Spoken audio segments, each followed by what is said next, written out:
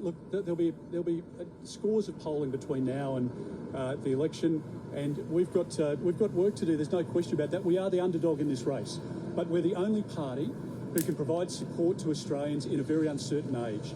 We're the only party that can manage the economy through difficult headwinds if we see a global recession or a recession in the United States. And the party that has always supported small business and grown the economy is the Liberal Party. The party that has always done damage to the economy, damage to families, is the Labor Party, and that's the story of the last 3 years.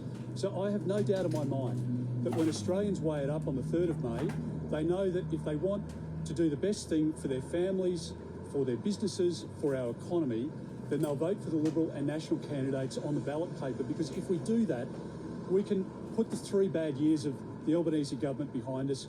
We can help people with the cost of living pressures that they have, and we can restore integrity to the budget and help us get through what is obviously going to be a difficult time. Mr Dutton, do you think if you had more women sitting around your shadow cabinet table that your work from home policy would have got off the ground? And do you concede that the Liberals still have a problem with women? Well, actually, as you know, we have the same number of women in the shadow cabinet as Labor does, exactly the same number. And I have some incredible colleagues, not just sitting around that table, but behind me and in our party room as well. And we have, I think, demonstrated in our policies that we want to help families, we want to help women, young women, and we want to make sure that that we can do that in a vibrant economy. The women that I speak to in micro businesses and small businesses just feel completely under the pump at the moment with the Labor Party's policies. 29,000 small businesses have gone broke over the last 3 years, many of them women involved in businesses who have just done nothing more than roll their sleeves up and want to get a better start financially for their families and for their kids.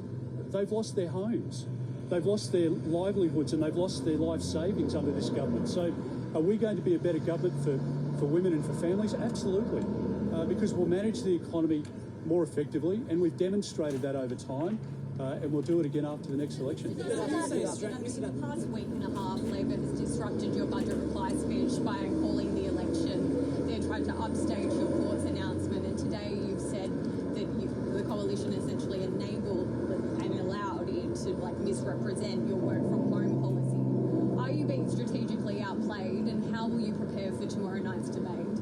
Well, first point is Labor always runs scare campaigns. I mean, that's what happens when governments don't have a good track record to talk about. They run scare campaigns, and it's all, look over there, the sky's falling in, but don't look at us or our track record of what we've done over the last 3 years. The Prime Minister can't talk about success of his government over the last 3 years because it's been a disaster for families. And when the Prime Minister and Jim Chalmers and Chris Bowen, when they stand up and tell Australians you've never had it better off and that things are good and vote for us, people know that's not true. And so, well, I think what it shows is that Labor will tell lies, and that's exactly what they've been doing. The Prime Minister, for goodness sake, lies about falling off a stage. He's lied about Medicare. He's lied about hospital funding. That's been the reality of this campaign. Now, we are talking about what our positive plan is for this country and how we're going to clean up Labor's mess and get our country back on track. We're going to do it by dropping the price of petrol by 25 cents a litre from the first day. And that will help families. It will help small businesses, it'll help tradies, it'll help pensioners. And with our gas reservation plan, by bringing the cost of gas down by 15% across the economy where it's used by those heavy industry users, the brick manufacturers, the steel manufacturers, that means that we can bring the cost of goods down across the community. At the moment, what's the Prime Minister saying? It's a continuation of what you've seen over the last 3 years, which is higher power prices, higher gas prices, higher grocery prices. I just don't think Australians can afford 3 more years of Labor. Mr. Dutton, thank you. With the public service policy, the public service job cuts policy, how confident are you, can you be in those, you will achieve those savings, given that there is no forced redundancies now? The public service, I think, loses about 11,000 people a year. But some of those you will have to replace because they're in frontline positions. How long will it take you to achieve those savings, and is there any rejigging at all of the costing that needs to be done? There's not, and we've done that work with the PBO, as I say. Well, when will you get the 41,500?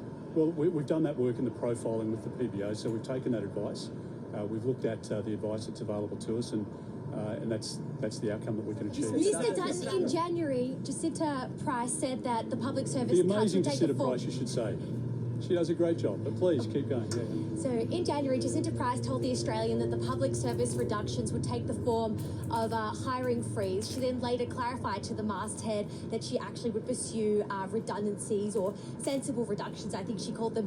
When did this switch happen back to a hiring freeze? Well, we've made our announcement that we got the policy wrong in that regard, and we've made it clear now our position. Now, Labor will continue to lie about it and run scare campaigns, but I think every Australian should hear that at the next election, there's a choice about who is best able to manage the economy, who can most efficiently spend taxpayers' money. One of the things that really strikes me as strange at the moment is that the Labor Party is telling you that if they find waste in the expense of taxpayers' money, that they're going to continue with that wasteful spending. Is that what the government's saying? Because I would think at the moment families who have seen 12 interest rate increases under Mr Albanese, who have seen their household budgets go back in 7 consecutive quarters where effectively they've gone back.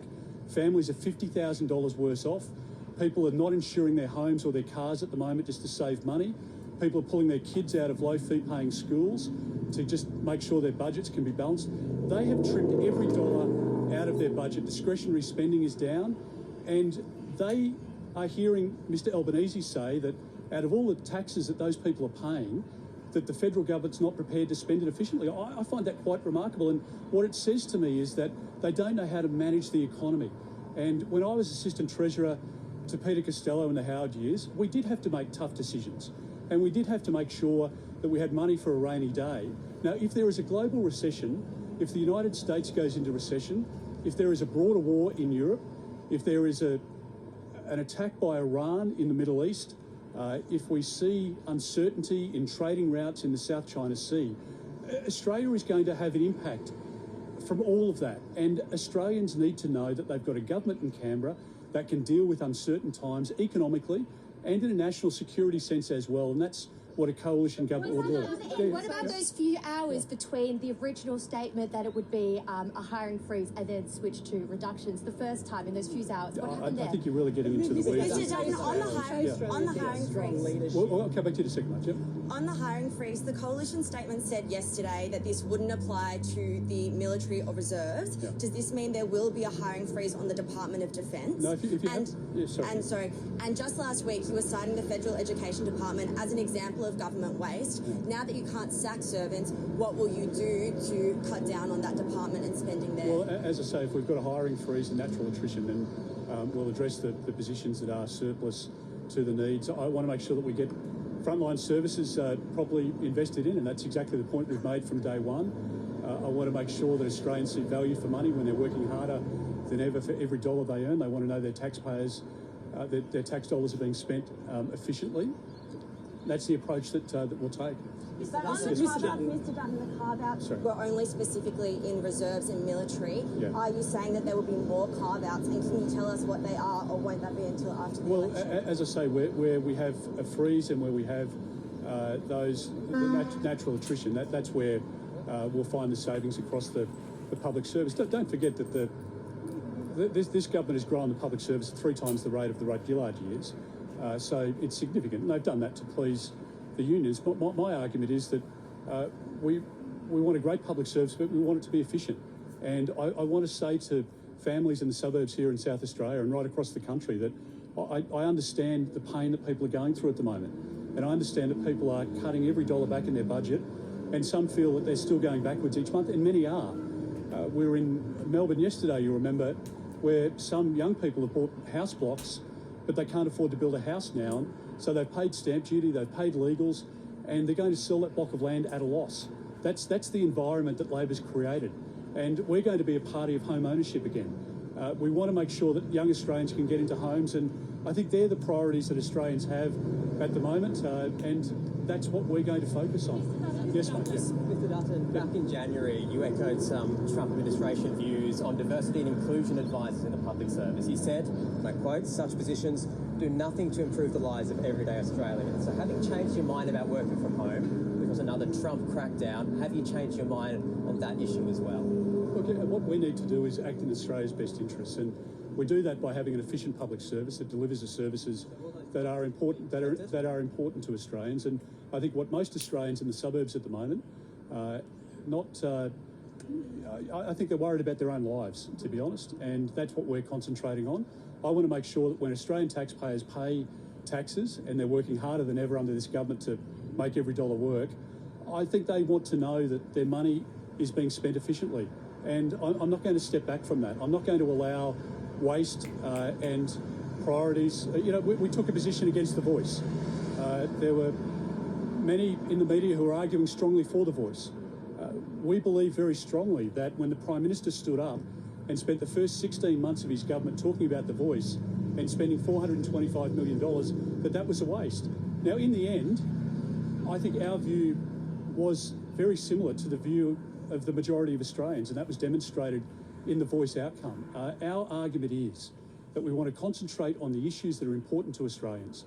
That is addressing Labor's cost of living crisis, addressing the energy crisis that they've created, which has driven up the cost of groceries, driven up the cost of every good in a household budget, and we've dealt with how we'll deal with those. Mr. Dutton, you say Australia needs strong leadership. With a backdown like this, can you still call yourself a strong leader? I think, as people have seen as Defence Minister, when we brokered the arrangement with the United States for AUKUS, a deal that had never been possible under any previous Defence Minister, I demonstrated that we were able to land that deal. That will underpin our security for the next century.